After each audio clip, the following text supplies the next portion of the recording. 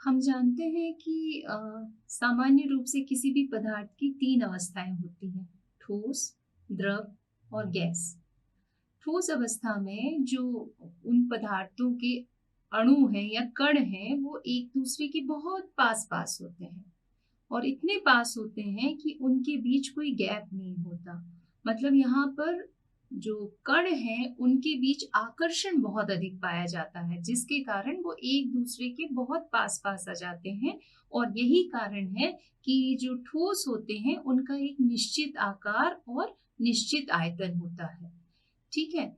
इसके बाद यदि हम बात करें द्रव की, तो द्रव में जो कण हैं, उनके बीच का जो आकर्षण है, वो ठोसों की अपेक्षा कैसा होता है? कम होता है। यानी लिक्विड में जो मॉलिक्यूल्स हैं, उनके बीच आकर्षण जो आपका सॉलिड है, उससे कम लग रहा है। उसके कारण क्या हो रहा है? उसके कारण उनके बीच का जो थोड़ा-सा स्पेस रह जाता है। जैसे यदि हम सॉलिड की बात करें, तो सॉलिड में ये जो डिफरेंट मॉलिक्यूल्स हैं, वो एक-दूसरे से बिल्कुल सटे हुए होते हैं, ठीक है? जिसके कारण इनके बीच कोई स्पेस नहीं है और आकर्षण ज़्यादा है, तो आप जिस इनका एक डेफ़िनिट शेप होगा, है ना? पूरा आप इसी तरीके से भर देंगे, तो इनके बीच में कोई स्पेस नहीं होता है। तो ये थोड़ा-सा बस अपनी ही साम्य अवस्था में रहकर थोड़ा-सा वाइब्रेट करते हैं। जबकि जो द्रव होता है, द्रव में जो मॉलिक्यूल्स हैं, उनके बीच स्ट्रॉन्ग फोर्सेस नहीं होते, अपेक्षाकृत कम फोर्सेस हैं, तो उन्हें थोड़ा-सा स्थान मिल जाता है। इसके कारण क्या होता है, वो एक-दूसरे से अपेक्षाकृत दूर-दूर होते हैं और जिसके कारण ये स्पेस जो मिलता है, इसके कारण वो क्या कर सकते हैं, थोड़ा-सा मूवमेंट कर सकते हैं। यही कारण है कि जो लिक्विड होता है, वो बहता है। हम क्या कहते हैं उसको कि वो बह रहा है। क्यों बह रहा है? क्योंकि ये जो अणु हैं, वो थोड़ा-सा ये इंटरमॉलिक्यूलर स्पेस में मूव करने के लिए फ्री होते हैं। तो जो द्रव हैं, उनका आयतन तो निश्चित होता है, क्योंकि इंटरमॉलिक्यूलर जो स्पेस है वो फिक्स्ड है, पर उनका आकार समान नहीं होता। आप जिस बर्तन में उसको डालेंगे, उसका आकार वैसा हो जाएगा।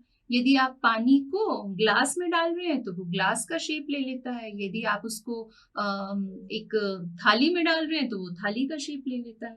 तो इनका आयतन तो निश्चित होता है, पर आकार निश्चित नहीं होता। अब यदि हम गैस की बात करें, तो गैस में क्या होता है, जो मॉलिक्यूल्स होते हैं, वो एक-दूसरे से बहुत दूर-दूर होते हैं। क्यों होते हैं? क्योंकि इनके बीच जो आकर्षण है, वो बहुत कम होता है, बहुत ही कम होता है। तो आप इनको जिस कंटेनर में रखेंगे, वो उस कंटेनर की सारी डायरेक्शन में चले जाते हैं और अपने आप को इस तरीके से अरेंज करते हैं कि उनके बीच मैक्सिमम डिस्टेंस रहे। तो वो किसका शेप ले लेते हैं? जिस कंटेनर में आप इसको डाल रहे हो। तो हम कहेंगे कि गैसों का ना तो आयतन निश्चित है और ना ही आकार निश्चित है। ठीक है? तो इस प्रकार हमने देखा कि जो ठोस, द्रव और गैस पदार्थ की 3 अवस्थाएँ हैं, ये डिसाइड करने के लिए एक सबसे महत्वपूर्ण कारक है उनके बीच लगने वाला आकर्षण बल। यदि ये अणुओं के बीच लगने वाला आकर्षण बल, जिसे कि हम अंतराण्विक बल कहते हैं, ये बहुत अधिक होता है, तो इसके कारण ये अणुओं को एक दूसरे के बहुत नजदीक रखता है, जिसके कारण हमें कौन सी अवस्था प्राप्त होती है? सॉलिड स्टेट, ठोस अवस्था। यदि ये आकर्षण बल थोड़ा बीच का होता है, थोड़ा कम होता है, तो उस कंडीशन में मॉलिक्यूल्स एक दूसरे से थोड़ा दूर रह सकते हैं और उनके बीच एक स्पेस हो सकता है, जिसके कारण इसकी कौन सी स्टेट प्राप्त होती है? Liquid state. और यदि ये आकर्षण बल बहुत ही कम है, इतना कम है कि मॉलिक्यूल एक दूसरे से बहुत दूर दूर रह सकते हैं, तो उस समय हमें जो स्टेट मिलती है, उसे हम कहते हैं उसकी गैसियस स्टेट। तो इस प्रकार हमने यहाँ इंटरमॉलिक्यूलर फोर्सेस के आधार पर किसी पदार्थ की तीनों अवस्थाओं को समझा। तो इंटरमॉलिक्यूलर फोर्सेस की डेफिनेशन क्या होगी? इंटरमॉलिक्यूलर फोर्सेस यानी कि अंतराणुक बल विभिन्न अणुओं के बीच लगने वाला वो आकर्षण बल है जो इन्हें आपस में बांधे रखने का काम करते हैं। तो हम जानते हैं कि हमारे यदि हम विभिन्न यौगिकों की बात करें तो हमें मुख्य रूप से दो प्रकार के यौगिक मिलते हैं, एक आयनिक यौगिक और एक सहसंयोजक यौगिक। तो आयनिक यौगिक में यदि हम अंतराणुक बल की बात करें तो वहां पर ये जो आकर्षण बल होता है उसे हम इंटरमॉलिक्यूलर फोर्सेस नहीं बोलेंगे, क्योंकि वहां पर मॉलिक्यूल नहीं होते बल्कि आयंस होते हैं। तो जो आयनिक कंपाउंड होता है उसमें एक पॉजिटिव आयन होता है और एक नेगेटिव आयन होता है, और ये इसी तरीके से अपने आप को अरेंज करे रहते हैं, एक नेगेटिव आयन, एक पॉजिटिव आयन, फिर नेगेटिव आयन। तो देखिए यहाँ पर कोई मॉलिक्यूल नहीं है बल्कि क्या है, आयंस हैं, और चूंकि ये आयंस अपोजिट चार्ज वाले हैं इसलिए इनके बीच स्ट्रॉन्ग फोर्सेस होते हैं जिसे हम इंटर आयोनिक फोर्सेस कहते हैं। और ये इंटर आयोनिक फोर्सेस जिन्हें हम इलेक्ट्रोस्टैटिक फोर्सेस भी कहते हैं वो डिपेंड करते हैं कि जो आपकी आयंस है उन पर चार्ज कितना है और उनके बीच का डिस्टेंस क्या है। तो इस तरीके से आयनिक यौगिक में तो हम इंटर आयनिक फोर्सेस की बात करते हैं। तो अब अंतराणुक बल की बात हम कहाँ करेंगे, सहसंयोजी यौगिक में। तो जो विभिन्न प्रकार के उदासीन अणु या अनावेशित अणु होते हैं उनमें अणुओं के बीच का जो आकर्षण बल होता है उसे ही हम अंतराणुक बल कहते हैं।